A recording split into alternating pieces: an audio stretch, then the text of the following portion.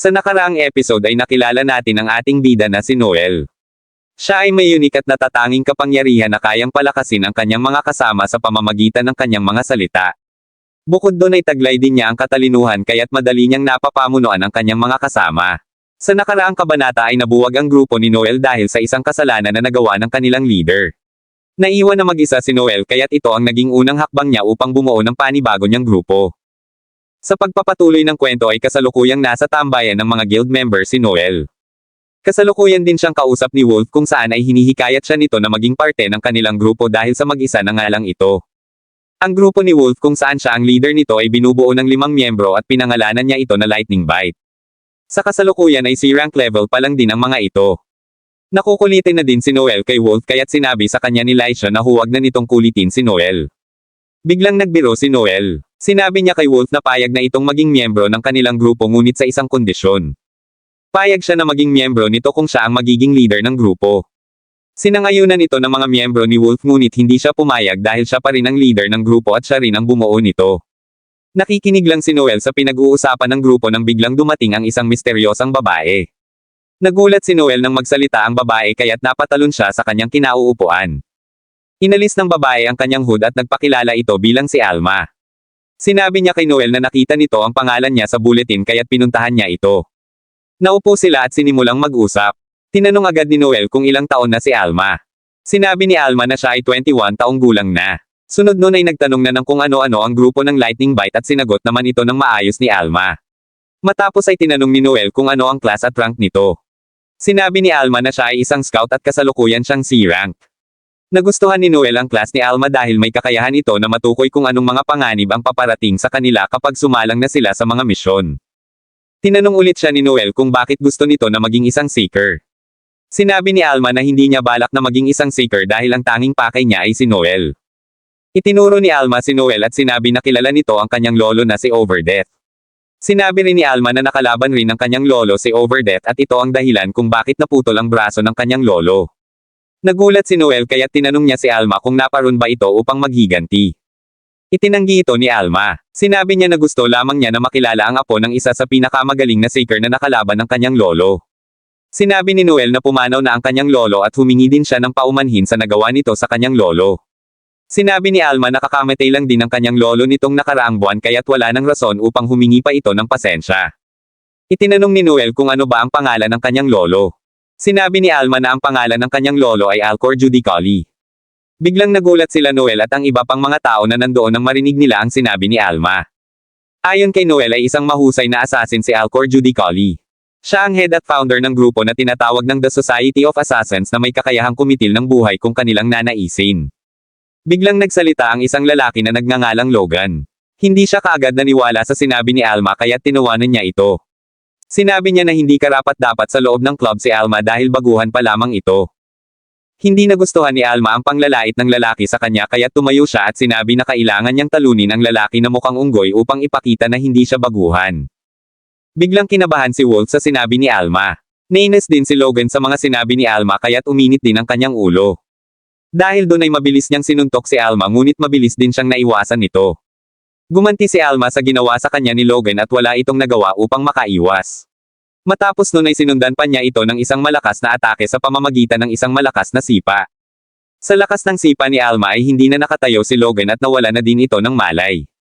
Laking gulat ng lahat sa kanilang nasaksihan. Dahil sa kanyang mga nakita ay napatayo bigla si Noel at sinabi na tanggap na niya ito bilang miyembro. Napangiti na lang sa sobrang pananabik si Noel dahil doon. Nagutim si Alma kaya't ibinili niya ito ng tinapay. Sobrang nasarapan sa tinapay si Alma dahil ayon sa kanya ay walang ginaong tinapay sa mga bundok. Sinabi ni Noel na pinaghinalaan niya na nagsisinungaling lang si Alma sa mga sinabi nito ngunit dahil sa ipinakita nitong talento ay napatunayan niya na totoo nga ito. Samantala ay wala namang naging bakas ng paghihinala kay Alma na apo nga si Noel ni Overdeath dahil kitang-kita sa mga mata niya na gagawin niya ang lahat upang manalo. Sinabi ni Alma na laging sinasabi sa kanya ng kanyang lolo na huwag nitong kakalabanin si Overdeath. Sinabi rin niya na nagsanay siya sa kabundukan upang maging isang assassin at bagaman hindi pa siya isang B-rank ay pwede na ang kwalifikasyon niya upang makasali sa grupo ng Society of Assassins ngunit isang pangyayari ang naganap. Kasalukuyan siyang nakasalang sa isang exam ngunit bigla siyang nadismaya dahil kaagad niyang napagtanto na mahina ang kanyang makakalaban sa exam. Nainis ang lalaki sa mga sinabi ni Alma at sinabi na huwag itong mayabang dahil si rank lang naman ito. Sinugod ng lalaki si Alma gamit ang mga sandata nito ngunit mabilis lang itong naiiwasan ni Alma. Gumanti si Alma sa ginawa ng lalaki kaya't sinipa niya ito. Sinundan niya ito ng isa pang sipa kaya't napahigi na din ang lalaki. Inapakan siya ni Alma kaya't nagmakaawa ang lalaki na huwag siyang papatayin nito dahil exam lang naman ang kanilang ginawa. Sinabi ni Alma na sinabi sa kanya ng kanyang lolo na lahat ng mga mahihina ay dapat na pinapatay sa loob ng society. Itinanggi ito ng lalaki at sinabi na lumang batas na ang mga sinasabi nito. Tutuluyan na sana ni Alma ang lalaki nang biglang pigilin ng tagabantay ang kutsilyo na dapat sana ay tatama na sa lalaki. Siya ang bagong head ng Society of Assassins na pumalit sa lolo ni Alma. Siya si Simon Gregory. Matapos nun ay hindi siya tinanggap ni Gregory na makapasok sa society. Ayon kay Tanya ay pasado ang kanyang mga skill ngunit hindi ito fit para sa grupo. Ayon sa kanya ay balak na baguhin ang pagpapatakbo sa society kaya't hindi raw kailangan ng mga ito ng makalumang style ng mga assassin. Sinabi rin niya na balak ng society na mapasa kanila ang corona kaya't nagulat dito si Noel. Ayon kay Alma ay magfo-focus na lang sa pagiging espiya ang society at hindi napapatay ang mga ito. Sinabi ni Noel na sensitibong impormasyon ang mga sinabi ni Alma kaya't dapat ay hindi niya sinasabi ang mga bagay na ito kung kani-kanino. Sinangayunan ito ni Alma. Dahil sa kanyang mga narinig ay biglang naisip ni Noel kung balak bang magpadala ng maraming assassins ng society upang iligpit siya. Sinabi ni Alma na huwag itong mag-alala dahil handa niyang protektahan ito kung malagay man ito sa panganib. Sinabi ni Alma na ate siya nito kaya't tinanong ni Noel kung sino ang nagsabi na pwede niya itong maging ate. Ninitian lang siya ni Alma. Matapos nun ay naglakad sila patungo sa isang gubat. Tinanong ni Noel si Alma kung ano ang alam nito tungkol sa isang class na talker. Sinabi ni Alma na mahina ang combat skill ng mga ito ngunit malakas at maasahan naman ang kanilang support skill. Sinangayunan ito ni Noel at sinabi na hindi lang basta-basta ang trabaho ng isang talker. Sinabi niya na bilang isang talker ay nagagawa nitong palakasin ang kanyang mga kasama at sa pamamagitan nun ay magagawa nitong talunin ang kalaban sa isang atake lamang ngunit kung magkakamali sa paggamit ng isang buff ang talker ay maaari na maging katapusan din iyon ng buong kupunan. Sinabi rin niya na bilang isang talker ay dapat alam din nito kung kailan at kung saan dapat gamitin ang kanyang kapangyarihan. Dinagdag pa ni Noel na hindi nila pwedeng gamitin ang sarili nilang kapangyarihan sa kanila. Matapos nilang maglakad ay huminto sila sa tabi ng isang ilog. Inutos ni Noel kay Alma na manghuli ito ng mga halimaw na nagkalat doon. Sinabi ni Noel na hindi naman gaanong mapanganib ang mga halimaw at ang panghuli sa mga halimaw ay isa ring gawain ng mga seeker. Ipinakita ni Noel kay Alma ang itsura ng halimaw na kanyang huhulihin. Isa itong killer rabbit na may bakal na sungay sa ulo. Tinanong ni Alma kung pwede ba niya itong kainin ngunit tumanggi si Noel. Sinabi ni Noel na gagawin lang naman nila ang panghuhuli upang gumawa ng isang eksperimento.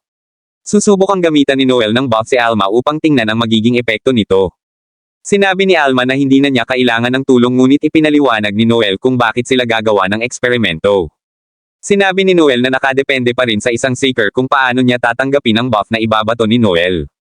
Sinabi rin niya na talentado ang una niyang grupo at inabot din sila ng kalahating buwan bago nila maperpekto ang pagsasali niya ng mga buff sa mga ito. Tinanong ni Noel si Alma kung ilang killer rabbit ang malapit doon. Sinabi ni Alma na mayroong 13 killer rabbit ang pakalat-kalat doon 200 kilometro ang layo sa kanila. Sinimulan na ni Noel ang eksperimento kaya't ginamitan niya ng spell na Tatition si Alma. Tinanong niya si Alma kung ano ang naging pakiramdam nito. Sinabi ni Alma na nakaramdam siya ng kakaibang lakas matapos ang pagsali ng buff nito. Sinabi naman ni Noel na basta sundin lang nito ang kanyang utos ay hindi mawawala ang bisa ng kapangyarihan niya dito. Nagset ng oras si Noel sa kanyang relo at sinabi kay Alma na kapag nakahuli ito ng isang killer rabbit sa loob ng 10 segundo ay pasado na ito. Matapos nun ay nagbigay na siya ng command kay Alma. Naghanda si Alma at ginamit na rin niya ang skill na tinatawag na Axel upang bumilis ang kanyang kilos. Sa isang iglap ay mabilis na nawala si Alma. Sa bilis ng kanyang kilos ay nakahuli kaagad siya ng isang killer rabbit. Nagulat siya sa epekto ng kapangyarihan na ginawa sa kanya ni Noel. Pakiramdam niya ay napakagaan ng kanyang katawan na parang siya ay mayroong pakpak. Nasiyahan siya sa ginawa sa kanya ni Noel kaya't hinuli niya lahat ng killer rabbit na naroon. Hindi pa natatapos ang 10 segundo ay nakabalik na kaagad si Alma. Nagulat si Noel dahil nahuli ni Alma ang 13 rabbit sa isang iglap lang. Tinanong ni Alma kung ilang segundo ang inabot niya. Tiningnan ni Noel ang kanyang relo at pumatak lamang ito ng 8.6 seconds. Napangiti na lang si Noel sa kanyang nasaksihan. Sinabi niya na nagtataglay ng kakaibang talento si Alma kaya't labis siyang nasiyahan. Tinanong ni Alma kung ipagpapatuloy pa ba nila ang eksperimento. Tumanggi dito si Noel at sinabi na hindi na niya kailangan pa ng training. Matapos nun ay sinabi niya na kailangan na din nilang umpisahan ang una nilang trabaho bilang isang party. Kinuha ni Noel ang isang papel at ipinakita niya ito kay Alma. Binasa ito ni Alma. Ayon sa sulat ay maraming magnanakaw ang napadpad sa lugar ng Mintz Village kaya't nanghingi ito ng tulong kay Noel. Pinangalanan ni Noel ang kanilang grupo na Blue Beyond at sinabi kay Alma na ang unang trabaho nila ay ang manghuli ng mga magnanakaw. Matapos nun ay sumakay na sila sa isang karwahe patungong Mintz Village. Ito ang unang beses na makasakay ng karwahe ni Alma kaya't masyado siyang na-excite. Sinabi ni Noel na malayo ang kanilang magiging biyahe kaya't sa una lang siya mag-e-enjoy sa pagsakay dahil sasakit ang puwet niya sa tagal ng kanyang pagkakaupo. Dinagdag niya na hindi lang monster hunts o panghuhuli ng mga mababangis na halimaw ang trabaho ng isang seeker. Sinabi niya na trabaho rin nila ang crime hunts o ang manghuli ng mga kriminal. Trabaho din nila ang treasure hunts o ang paghahanap ng iba't ibang mga items at mga kayamanan. Isa rin sa gawain nila ang mythic hunts o ang pag-e-explore ng iba't ibang mga mythic lands. Sinabi niya na trabaho ng pinuno ng isang village ang panghuhuli sa mga magnanakaw ngunit dahil sa mabagal umaksyon ang mga ito ay mga seeker na lang ang gumagawa ng mga gawain na yon. Sinabi rin niya na mahihirap na tao lamang ang nagpapagawa ng ganoong uri ng mga request kaya't hindi siya umaasa na makakakuha sila ng malaking reward ngunit isa yung paraan upang matingnan ang kakayahan ni Alma sa isang totoong misyon. Sinangayunan ni Alma ang mga sinabi ni Noel. Matapos nun ay biglang naalala ni Noel ang mga panahon na magkakasama pa sila ng kanyang unang grupo habang sila ay nag-uusap at nagkakasiyahan. Matapos ang kanilang biyahe ay nagreklamo nga si Alma kay Noel dahil sumakit nga ang puwet nito. Huminto muna sila sa lugar ng Aurora upang doon magpalipos ng buong magdamag.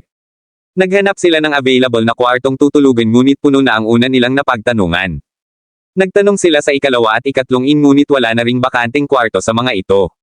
Sinubukan ulit nila sa ikaapat na pagkakataon ngunit isang kwarto lang ang meron kaya't walang naging choice si Noel kundi kunin na lang din ito. Dahil isang kama lang ang naroon ay sinabi ni Noel kay Alma na sa higaan na ito matulog habang siya naman ay sa sahig na lang muna maihiga. Tumanggi dito si Alma at sinabi na pwede naman silang mahiga pareho sa kama. Hindi rin pumayag si Noel sa sinabi ni Alma. Tumalikod ito at pagkatapos ay pumasok na ng comfort room upang maligo. Pagkalabas ng banyo ay namangha si Alma dahil sa ganda ng katawan ni Noel. Sa pagkamangha niya dito ay hindi niya naiwasang hawakan ito. Sinabi niya na ang katawan ni Noel ay parang isang mabangis na hayop na hindi pa nasasanay ng husto. Sinabi rin niya na kung katulad sana si Noel ng lolo nito na si Overdeath ay maaaring maging isa rin siyang pinakamalakas and seeker. Inutusan ni Noel si Alma na ipikit ang mga mata nito at pagkatapos ay pinitik niya ito sa muka dahil wala naman daw kabuluhan ang kanyang mga komento. Pagkasabi nun ay pinaligo na rin niya si Alma kaya't nahiga na rin ito sa kama. Habang nakahiga sa kama ay naisip ni Noel ang mga sinabi ni Alma kaya't bumalik ulit sa alaala niya ang kanyang lolo. Alam ni Noel na mahihirapan siyang abutin ang narating ng kanyang lolo ngunit naniniwala siya na mayroon siyang natatanging talento upang maging pinakamagaling sa lahat. Dito na din natapos ang ikatlong kabanata kaya't dito ko na muna ulit puputuling mga kapogi. Kita-kits ulit sa susunod.